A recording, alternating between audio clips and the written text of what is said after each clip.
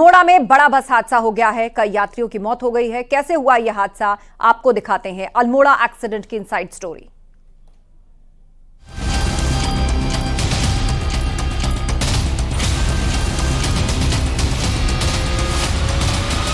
अल्मोड़ा में भयंकर हादसा हुआ है। यहां मारचूला के पास गहरी खाई में बस गिर गई। हादसे में कई लोगों की मौत हो गई, जबकि 19 लोग घायल हो गए हैं, जिनको इलाज के लिए अस्पताल में भर्ती कराया गया है। 3 घायलों को एयर एम्बुलेंस से ऋषिकेश एम्स भेजा गया है। बताया जा रहा है कि 42 सीटर बस में 55 लोग सवार थे। हादसे के बाद से बस का ड्राइवर और कंडक्टर मौके से फरार हैं। अल्मोड़ा जिले के सल्ट तहसील में आज सुबह एक दर्दनाक हादसा हो गया, जिसमें 36 लोगों की जान चली गई है। ये बस बताया जा रहा है कि गढ़वाल यूजर्स की बस जो है बारात किनात से रामनगर की ओर जा रही थी। आप मेरे इस तरफ देख सकते हैं बगल में, यहाँ पर जो है पंचायतनामा भरने की कार्रवाई की जा रही है। लोग आ रहे हैं जो अपने अपने परिजनों को पहचान रहे हैं। शिनाख्त की कार्रवाई भी इसे हम कह सकते हैं, शिनाख्त भी हो रही है, साथ में पंचायतनामे की कार्रवाई भी की जा रही है। और इसके बाद जो है इनका पोस्टमार्टम कराया जाएगा। और यहाँ पर से अभी आपको बताऊं कि ये बस जो आ रही थी, इसमें क्योंकि त्यौहार के बाद का ये सीज़न है, त्यौहार के बाद जो त्यौहार मनाने के लिए लोग अपने गांव में आए हुए थे, वो यहाँ से लौट करके वापस अपने काम पर जा रहे थे। तो निश्चित है कि बस में ज़्यादा लोग थे, 42 सीटर बस थी। जो हमें आंकड़ा मिल रहा है अभी तक, जो मोटा मोटा, अभी कंफर्म आंकड़ा हमारे पास नहीं है, जो मोटा मोटा आंकड़ा मिल रहा है उसके हिसाब से ये बस ओवरलोडेड थी। और ओवरलोडेड बस होने के चलते इस हादसे में ज़्यादा जाने गई हैं। अल्मोड़ा में हुए सड़क हादसे पर सीएम धामी ने दुख जताया है और हादसे में मृतक के परिजनों को 4-4 लाख रुपए और घायलों को 1-1 लाख की आर्थिक मदद का ऐलान किया है। इसके साथ ही पौड़ी और अल्मोड़ा के एआरटीओ को सस्पेंड कर दिया गया है। कमिश्नर कुमाऊं को घटना की मजिस्ट्रेटी जांच करने के आदेश दिए गए हैं। इसके साथ ही सीएम धामी ने अधिकारियों को सभी घायलों को तत्काल राहत देने के आदेश दिए हैं। सभी अधिकारियों को मौके पर पहुंचने के निर्देश दिए गए हैं। साथ ही सीएम ने कहा, लापरवाही बरतने वाले अधिकारियों पर कड़ी कार्रवाई होगी। सभी अफसरों को मौके पर जाने के निर्देश दिए हैं और इस पूरी घटना के लिए कुमाऊं कमिश्नर को मजिस्ट्रियल जांच के आदेश दिए हैं और संबंधित विभाग के लोगों को निलंबित करने के भी आदेश दिए हैं, जो भी इस घटना से संबंधित हैं। कहीं भी कोई लापरवाही होगी तो उसके खिलाफ सख्त कार्रवाई की जाएगी। अभी तो हमारी प्राथमिकता है कि घायलों को तत्काल जो है इलाज मिले, जिससे कि उनका स्वास्थ्य जो है जल्दी ठीक हो। और इसके लिए सभी अस्पतालों को भी निर्देशित कर दिया गया है। सभी अधिकारी मौके पर जा रहे हैं। हमारी चीफ सेक्रेटरी लगातार इसकी मॉनिटरिंग कर रही हैं और घायलों के साथ सरकार खड़ी है। जो इस घटना में जिनकी मृत्यु हुई है उनके साथ भी, उनके परिवारजनों के साथ भी मैं भगवान से प्रार्थना करता हूं कि जो इस दुखद घटना में जिनकी मृत्यु हुई है, भगवान उनको अपने श्री चरणों में स्थान दे और उनके पारिवारिक जनों को जो आकस्मिक रूप से इतना बड़ा कष्ट आया है, इस कष्ट को सहन करने की शक्ति प्रदान करे और घायलों को जल्दी भगवान उनको उचित उपचार भी मिले और जल्दी ही वो स्वस्थ हों। अभी तक जो पुष्टि हुई है, इसमें 36 टोटल कैजुअलिटीज की पुष्टि हुई है। माननीय मुख्यमंत्री जी की ओर से इसमें जिनकी डेथ हुई है उनको 4 लाख उनके परिवार को देने की घोषणा हुई है और जो घायल हैं उनको 1 लाख रुपए की माननीय मुख्यमंत्री जी की ओर से राहत देने की घोषणा हुई। 4 लोग ऐसे थे जिनकी ज्यादा स्कल में इंजरीज थी, उसमें से 3 को अभी माननीय मुख्यमंत्री जी के निर्देश पे हेली एम्बुलेंस से एम्स को रवाना कर दिया गया है और एम्स से भी एक डॉक्टर्स की टीम रामनगर में भी आएगी। और माननीय मुख्यमंत्री जी की ओर से निर्देश हैं कि जिनको भी और हायर सेंटर भेजने की आवश्यकता है तो हेली इवैक्यूएशन की फैसिलिटी अवेलेबल रहेगी, उससे हम भिजवाएंगे। वहीं अल्मोड़ा में हुए दर्दनाक हादसे पर गढ़वाल सांसद अनिल बलूनी ने भी दुख जताया। सांसद बलूनी ने सोशल साइट एक्स पर लिखा, मारचूला हादसा दुर्भाग्यपूर्ण है। बलूनी ने कहा कि वो जिला प्रशासन के संपर्क में हैं और हर पल की अपडेट ले रहे हैं। हादसा कैसे हुआ, इसकी जांच जारी है। हादसे की मजिस्ट्रेट जांच के आदेश दिए गए हैं। Bureau report, news 18।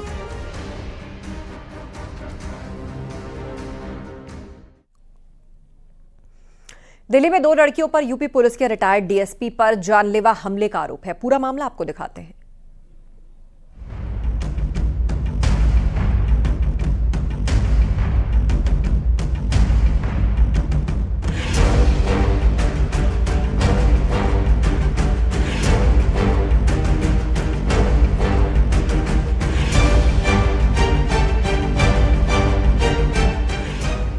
दिल्ली के वसुंधरा एन्क्लेव से एक बेहद हैरान कर देने वाली खबर है, जहां एक सोसाइटी में रहने वाली 2 लड़कियों पर आरोप है कि उन्होंने उत्तर प्रदेश पुलिस के पूर्व डीएसपी और उनके परिवार पर जानलेवा हमला किया। इस मामले से जुड़ा एक वीडियो भी सामने आया है, जिसमें एक कार बहुत ही तेजी से लोगों के बीच से निकलने की कोशिश करती है और सोसाइटी से भागने की कोशिश में एक स्कूटर से टकरा जाती है। पुलिस और सोसाइटी के सुरक्षा कर्मियों के बीच से वो कार निकलती है और फिर बाहर चली जाती है। आरोप है कि कार में वही 2 लड़कियां सवार थी। दोनों बहनें हैं और इसी सोसाइटी में रहती हैं। यूपी पुलिस के पूर्व डीएसपी अशोक शर्मा का आरोप है कि दोनों लड़कियों ने उनकी बेटी पर चाकू से हमला किया और जब उसी मामले में सोसाइटी वालों के साथ बातचीत चल रही थी तो छवि और भव्या जैन नाम की दोनों बहनें अपनी कार में फरार होने की कोशिश करने लगी और उन्होंने लोगों को कुचलने की कोशिश भी की। हालांकि पुलिस ने उनका पीछा किया और नोएडा सेक्टर 20 में उन्हें पकड़ लिया। इस मामले में दोनों लड़कियों पर 4 एफआईआर दर्ज हुई हैं। उन पर एक मामला पहले से दर्ज है और दोनों बहनें छवि और भव्या के माता पिता पहाड़गंज में रहते हैं, जबकि वे दोनों वसुंधरा एन्क्लेव के अनिकेत अपार्टमेंट में रहती थी। ये घटना 2 नवंबर की है, जिसकी शुरुआत गाड़ी के हॉर्न बजाने को लेकर हुई थी। हाल ही में दिल्ली में एक और हैरान कर देने वाली वारदात हुई थी। देखिए, सफेद कार के बोनट पर 2 ट्रैफिक पुलिसकर्मी लटके हुए हैं। वो चालक से कार रोकने को कहते हैं, लेकिन वो नहीं माना। वो दोनों को कार से घसीटता रहा। पहले वो सड़क पर यू टर्न लेने की कोशिश करने लगा, उसके बाद वो फिर से कार को रिवर्स करता है। ट्रैफिक पुलिस के दोनों जवान भी डटे रहते हैं। इसके बाद कार चालक ने कार की स्पीड बढ़ा दी और दूसरी रोड पर स्पीड में कार दौड़ाई। इसके बाद एक जवान कार से जोर से जमीन पर गिरा। दूसरे जवान ने उसे रोकने की कोशिश नहीं छोड़ी। उसने फिर गाड़ी घुमाई और वो वहां से फरार हो गया। राजधानी दिल्ली के बेरसराय थाना इलाके की यह खौफनाक घटना है। घटना शनिवार शाम की है। घटना पर डरावना मंजर देखकर राहगीर भी सहम उठे। इस घटना में दोनों जवानों को चोटें भी आईं। बाद में दोनों को सफदरजंग अस्पताल ले जाया गया। सोशल मीडिया पर भी ये वीडियो वायरल हो रहा है। ये दोनों ही वारदातों के सीसीटीवी फुटेज दिल्ली एनसीआर में चर्चा का मुद्दा बने हुए हैं। Bureau report, news 18।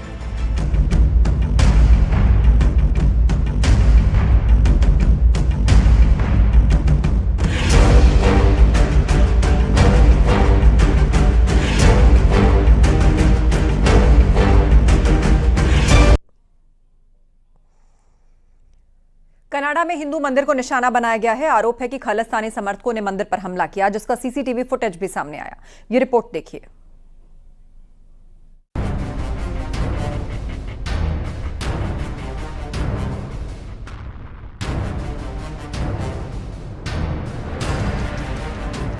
कनाडा के ब्रम्पटन शहर में एक हिंदू मंदिर को खालिस्तानियों ने निशाना बनाया है।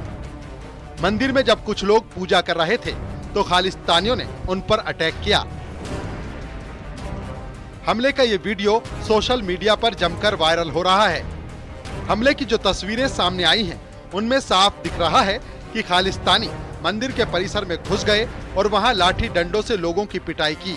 कनाडा में कुछ वक्त से खालिस्तानी समर्थकों की गतिविधियां चर्चा में रही हैं। इनमें भारत विरोधी रैली और हिंदू मंदिरों को निशाना बनाना भी शामिल है। फोरम ने कहा कि खालिस्तानियों ने ब्रैम्पटन के हिंदू सभा मंदिर में श्रद्धालुओं पर हमला किया है। ये अस्वीकार्य है।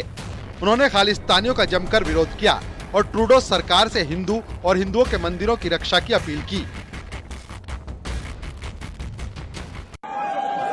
सुनिए, आज समय आ गया है। आज समय वो आ गया है जब आज हम लोगों को अपने बारे में नहीं, अपने आने वाली संतति के बारे में सोचना पड़ेगा। सबको एक होना पड़ेगा। हम किसी का विरोध नहीं करते हैं, लेकिन कोई हमारा विरोध करेगा तो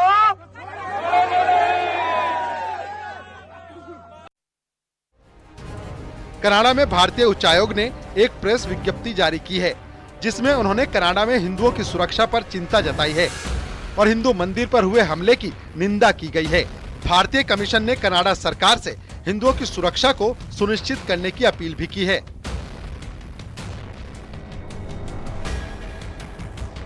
अब कनाडा के प्रधानमंत्री जस्टिन ट्रूडो भी इस घटना के बाद बैकफुट पर हैं। जस्टिन ट्रूडो ने इस पूरी घटना पर आधिकारिक बयान जारी किया है और सोशल मीडिया एक्स पर लिखा, ब्रम्पटन में हिंदू सभा मंदिर में हुई हिंसा की घटना अस्वीकार्य है। कनाडा में हर व्यक्ति को अपने विश्वास का स्वतंत्र और सुरक्षित रूप से पालन करने का अधिकार है। हिंदू समुदाय की सुरक्षा के लिए पुलिस का बहुत धन्यवाद। हमले के बाद सरे पुलिस ने 3 लोगों को हिरासत में लिया है। दिवाली के दिन हिंदू लोग जब जश्न मना रहे थे, मंदिरों में पूजा अर्चना कर रहे थे, उस वक्त खालिस्तानी समर्थक लोग उनसे भिड़ गए। हमले के बाद सरे पुलिस ने 3 लोगों को हिरासत में लिया है। पाकिस्तान की जगह वो कनाडा ने ले ली है। हम तो बहुत कनाडा के लिए बहुत मन में भारत के, हिंदुस्तान के और पंजाब के खास तौर पे बहुत ज़्यादा उनके लिए मन में हमारे भावना जो थी वो प्रेम की थी। कहीं ना कहीं ये लग रहा है भी जो लोग पाकिस्तान में रहते थे वो सब शिफ्ट कनाडा में कर गए हैं। कहीं ना कहीं गुरुद्वारों का जो पैसा है, क्योंकि ज़्यादा हर जगह पैसे का मामला है, कनाडा को वो कमजोर भारत नहीं समझना चाहिए। अब ये विकसित भारत है। अगर कोई दबाने की कोशिश करेगा फिर टिट फॉर टैट करना भी हम जानते हैं। डिप्लोमेट्स को बुला के हम प्रोटेस्ट के अलावा कुछ नहीं कर सकते। इसलिए मेरा कहना है कि भारत सरकार को चाहिए कि मिसअंडरस्टैंडिंग कनाडा सरकार के साथ जो कुछ हुई है उसको खत्म किया जाए और कोशिश की जाए कि हमारे रिश्ते कनाडा के साथ बेहतर हों, ताकि इस तरीके के वाकयात ना हो। वहाँ पे खालिस्तानी भी तो लगातार इस तरीके की बातें करते रहे हैं, नारे लगाते रहे हैं, लेकिन हम इन्हें तभी रोक सकते हैं जब कनाडा के साथ अच्छे रिश्ते हों और हम वहाँ की सरकार पे दबाव बना सके। आज तो हम वहाँ की सरकार पे दबाव भी नहीं बना सकते। समाज के सभी वर्गों के लोगों ने कनाडा में हिंदू मंदिर पर हमले का विरोध किया है। कांग्रेस सांसद इमरान मसूद ने इसकी निंदा की है। मशहूर कथावाचक देवकीनंदन ठाकुर ने भी हमले पर कड़ा ऐतराज जताया है। कनाडा के मंदिरों में जिस तरीके से आक्रमण हुआ है वो ठीक नहीं। मुझे बहुत दुख है कि हम अपने धर्म को, जो सनातन धर्म है, सबको प्यार सिखाता है, शांति सिखाता है, पर उस प्यार और शांति वाले धर्म को भी लोग नुकसान पहुंचा रहे हैं। मंदिर में पहुंचकर जिस तरीके का आक्रमण किया गया है हिंदू सभा में, कनाडा में, ब्रम्पटन में, ये बहुत ही निंदनीय कार्य है। सोशल मीडिया में इस हमले की जमकर निंदा की जा रही है और दोषियों पर सख्त कार्रवाई की मांग हो रही है। Bureau report, news 18। राजधानी दिल्ली में प्रदूषण का कहर जारी है। दिल्ली में प्रदूषण चरम पर है। यहां प्रदूषण का स्तर गंभीर श्रेणी में पहुंच चुका है। आज सुबह दिल्ली का एवरेज AQI 373 दर्ज किया गया। दिल्ली के आनंद विहार में सबसे ज्यादा AQI 434 दर्ज किया गया, जबकि जहांगीरपुरी में सुबह का AQI 414 है। आज दिल्ली का प्रदूषण स्तर और बढ़ चुका है। चारों तरफ धुंध छाई है। दिल्ली वालों को सांस लेने में परेशानी हो रही है और उसके साथ ही आंखों में जलन की समस्या हो रही है। दिवाली के बाद पराली जलाने की घटनाएं, गाड़ियों के धुएं ने इस समस्या को और गंभीर बना दिया है। दिल्ली में वायु प्रदूषण की रोकथाम के लिए ग्रैप 2 भी लागू है। दिन दिल्ली की हवाएं भी दमघोटू होती जा रही हैं।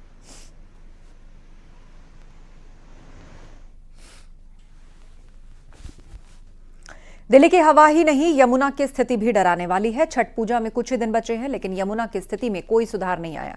छठ पूजा से पहले यमुना के जहरीले झाग को खत्म करने के लिए प्रयास चल रहे हैं, लेकिन कोई खास असर नहीं दिख रहा। जहरीले झाग और गंदी बदबू यमुना की असल स्थिति बयां कर रही है। सफेद झाग की इस मोटी परत ने लोगों की चिंताएं बढ़ा दी हैं। यमुना नदी में झाग की तस्वीरें डराने वाली हैं। यमुना नदी में चारों तरफ जहरीला झाग तैरते हुए दिख रहा है। छठ पर इसी गंदे और जहरीले पानी में व्रती महिलाएं डुबकी लगाएंगी। ये पानी किसी भी रूप से सेहत के लिए सही नहीं है। दिल्ली की यमुना को लेकर हर बार सियासत देखने के लिए मिलती है। बार बार सवाल खड़े किए जाते हैं कि यमुना की सफाई आखिरकार क्यों नहीं की जा रही। और इस वक्त अगर मेरे पीछे आप देखें तो बर्फ की सफेद चादर बिछी हुई आपको यमुना के ऊपर दिखाई दे रही होगी। और ये सफेद चादर जो झाग जैसी चादर है वो सेहत के लिए बेहद ज़्यादा खराब है। और ऐसे में सवाल ये है कि आने वाले दिनों में छठ पर्व है, तो छठ व्रती किस तरीके से यमुना के घाट पर आकर पूजा अर्चना करेंगे। और आपको दिखा भी दूं कि ये जो झागनुमा ये देख रहे हैं सफ़ेद सफ़ेद, ये जो गंदगी यमुना के ऊपर है, इसी को लेकर सियासत भी जोरों पर है। बीजेपी की तरफ से कहा जा रहा है कि दिल्ली सरकार, आम आदमी पार्टी जो है पूर्वांचल विरोधी है, इसीलिए यमुना की सफाई नहीं की जा रही। आने वाले दिनों में थोड़े ही दिन बाद छठ का पर्व होना है और लगातार ये सवाल खड़े किए जा रहे हैं कि दिल्ली में रहने वाले पूर्वांचली किस तरीके से पूजा अर्चना करेंगे। और तस्वीरें आपके सामने हैं, आप देख सकते हैं कि पूरी एक सफ़ेद बर्फ की चादर यमुना के ऊपर बिछी हुई है। हेल्थ एक्सपर्ट्स का भी कहना है कि अगर इस गंदे पानी के अंदर पूजा अर्चना करने के लिए लोग उतरेंगे तो तमाम तरीके की बीमारियां होने की संभावना भी है। मैं भी इस वक्त यमुना के इस झाग के अंदर ही खड़ी हुई हूँ और पानी जो पैरों पर लग रहा है तो थोड़ी सी जो इचिंग है यानी कि खुजली जैसी है वो ज़रूर यहाँ पर हो रही है। तो जब छठ व्रती इसमें उतरेंगे तो वहाँ काफ़ी ज़्यादा परेशानियाँ होंगी। हालांकि जो आम आदमी पार्टी है वो दावा कर रही है कि यमुना घाटों को साफ करने का काम उनकी तरफ से किया जा रहा है, लेकिन बीजेपी जो कि विपक्ष में बैठी है वो लगातार सवाल खड़े कर रही है। जामा मस्जिद को संरक्षित स्मारक घोषित करने की मांग को लेकर दायर याचिका पर सुनवाई करते हुए दिल्ली हाईकोर्ट ने बड़ा आदेश दिया। हाईकोर्ट ने जामा मस्जिद के सर्वे के आदेश दिए और आसपास भी सर्वे का आदेश दिया। दिल्ली हाईकोर्ट एएसआई को जामा मस्जिद का कोई स्केच या टेबल रिकॉर्ड पेश करके ये बताने को कहा है कि मस्जिद परिसर का उपयोग किस उद्देश्य के लिए हो रहा है। कोर्ट ने यह भी बताने को कहा कि राजस्व और दान का उपयोग किस तरह से किया जा रहा है। मामले की सुनवाई अब 11 दिसंबर को होगी।